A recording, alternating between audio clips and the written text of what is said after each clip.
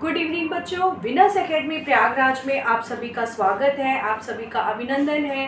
कल हमारा टॉपिक था हिंदी गद्य साहित्य का इतिहास। आज हम पढ़ेंगे हिंदी पद्य साहित्य का इतिहास, हिंदी काव्य साहित्य का इतिहास। काव्य और पद्य दोनों एक ही है। काव्य साहित्य क्या होता है? काव्य साहित्य होता है जिसमें हमारा भाव प्रधान होता है। गद्य साहित्य जो होता है वो विचार प्रधान होता है और काव्य साहित्य जो होता है वो भाव प्रधान होता है। तो भाव प्रधान का तात्पर्य यह है कि काव्य में ऐसा कुछ होना चाहिए कि सामने वाले को पढ़ने में अच्छा लगे, उसे थोड़ा सा रस मिले, आनंद मिले। इसलिए हम काव्य साहित्य में भाव प्रधान की प्रधानता मानते हैं। तो हिंदी साहित्य के काव्य साहित्य के इतिहास को भी कई भागों में विभिन्न कवियों ने अलग अलग प्रकार से विभाजन किया हुआ है, जिसका साक्ष्य रूप हमें मिलता है 4 भागों में: आदिकाल, पूर्व मध्यकाल, उत्तर मध्यकाल और आधुनिक काल। आदिकाल का प्रथम कवि सरहपा माने जाते हैं। आदिकाल के प्रथम कवि को हम सरहपा मानते हैं कि आदिकाल के सर्वप्रथम कवि जो है वो सरहपा जी थे, जिन्होंने आदिकाल में वीर रस की प्रधानता दी थी, आश्रयदाताओं की प्रशंसा की थी। वीर रस का रासो साहित्य की परंपरा थी, जैन साहित्य का परंपरा थी, लौकिक साहित्य की परंपरा थी। तो बहुत सारी चीज़ें थी जो हमें आदिकाल में देखने को मिलती हैं। तो आदिकाल का जो विभाजन हुआ था वो 769 ईस्वी से लेके 1343 ईस्वी तक माना जाता है। आदिकाल का क्या है? आदिकाल का विभाजन समय जो है वो 769 ईस्वी से लेकर 1343 ईस्वी तक माना जाता है।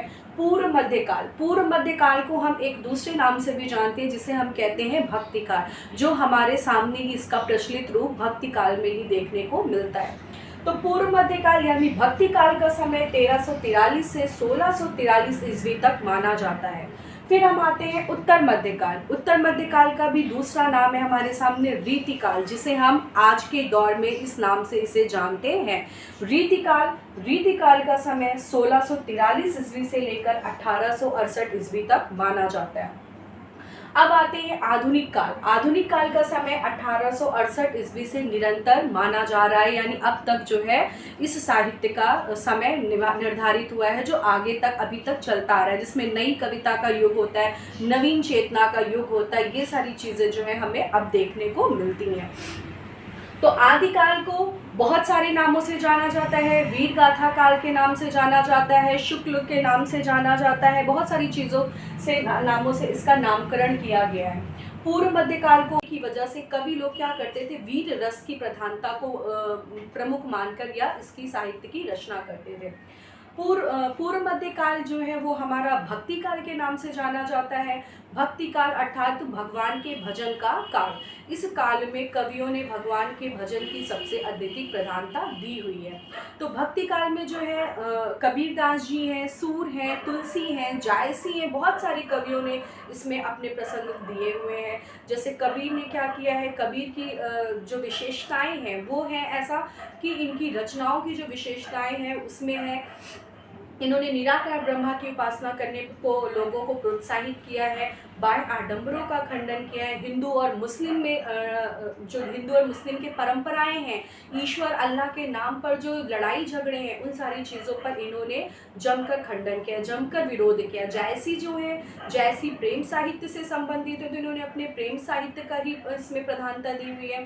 सूरदास जी भी भगवान श्री कृष्ण के अनन्य भक्त थे। गोपी राधाएं जो श्री कृष्ण के प्रेम में कैसे अनुरक्त थी, इन सारी चीज़ों का वर्णन किए हैं। तुलसीदास जी ने भगवान राम को अपना सर्वप्रमुख मानकर उन्होंने अपने वर्णन किया हुआ है। देन आते हैं उत्तर मध्यकाल। उत्तर मध्यकाल यानी रीतिकाल। रीतिकाल के सर्वप्रमुख कवि हमारे पास हैं बिहारी जी। बिहारी की एकमात्र रचना है बिहारी सतसई। बिहारी सतसई जो है वो काफ़ी दोहों का संकलन है। इसमें बिहारी ने जो है प्रेम प्रसंग पर ही वर्णन किया हुआ है कि कैसे भरे भवन में लोग बैठ के बातें करते हैं और नायक और नायिकाएं कैसे आपस में एक दूसरे से चर्चा कर रहे हैं, किसी को पता भी नहीं चलता है और आपस में बातें हो जाती हैं। फिर आता है आधुनिक काल। आधुनिक काल को जो कि हमारा प्रमुख काल है, जिसके द्वारा जो है हम आज तक कविताएं करते चले आ रहे हैं। तो ये है हमारा हिंदी काव्य साहित्य का इतिहास। हिंदी काव्य साहित्य का इतिहास जो है जैसे काव्य साहित्य है, काव्य साहित्य को भी दो भागों में बांटा गया है, भाव पक्ष और कला पक्ष। भाव पक्ष जो होता है वो वस्तु परक होता है और कला पक्ष जो होता है वो आकार परक होता है, यानी एक वस्तु का आकार होना जरूरी है। जब तक वस्तु में आकार नहीं होगी तब तक उसका बेस नहीं होगा। तो ये वस्तु और आकार दोनों क्या है, एक दूसरे से संबंधित है, एक दूसरे के पूरक है। आकार नहीं होगा तो वस्तु नहीं होगी और वस्तु नहीं होगा तो आकार नहीं होगा। तो कहने का तात्पर्य है कि हिंदी काव्य साहित्य का जो इतिहास है उसके प्रमुख दो पक्ष हैं, भाव पक्ष और कला पक्ष।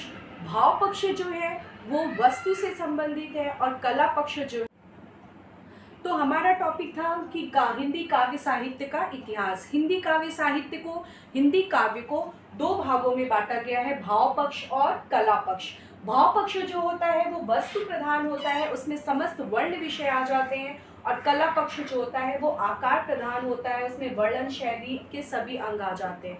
वैसे जहाँ तक है कि गद्य और पद्य कि दोनों चीज़ें क्या है, वो भाव के ही द्वारा एक दूसरे से बंधे हुए हैं। जब तक काव्य को पढ़ने में हमें आनंद नहीं मिलेगा तब तक हम उस चीज़ को पढ़ने में हमारा मन नहीं लगेगा। तो इसलिए कह रहे हैं कि काव्य साहित्य में भाव की प्रधानता होनी बहुत ज़रूरी है। काव्य क्या है, काव्य जो है वो छंदोबंद और लयात्मक तुकबंधों से मिला हुआ एक पद्य है, जिसका हम दूसरा पर्याय कविता के रूप में कह सकते हैं कि यह जो काव्य है उसका दूसरा रूप है कविता। तो काव्य साहित्य को दो भागों में मैंने बांटा है, भाव पक्ष और कला पक्ष। भाव पक्ष यानी वस्तु और आकार। जिस प्रकार से एक वस्तु का आकार निश्चित है और अगर आकार है तो वो वस्तु निश्चित है, उसी प्रकार से भाव पक्ष और कला पक्ष का एक दूसरे पर आश्रित होना बहुत है।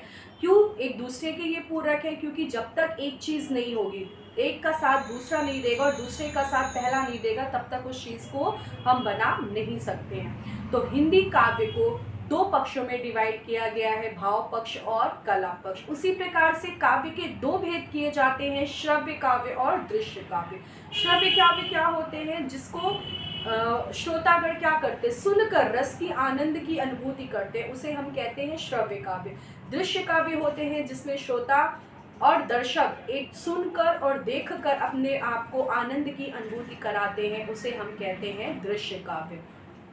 तो श्रव्य काव्य के दो भेद हैं, श्रव्य काव्य और दृश्य काव्य। श्रव्य काव्य जो है वो सुनने के लिए सिर्फ होते हैं और सुनकर रस की अनुभूति करते हैं, और दृश्य काव्य जो होते हैं वो देखकर और पढ़कर अनुभूति करते हैं। देखकर, सुनकर, पढ़कर हम क्या करते हैं, इसकी अनुभूति करते हैं।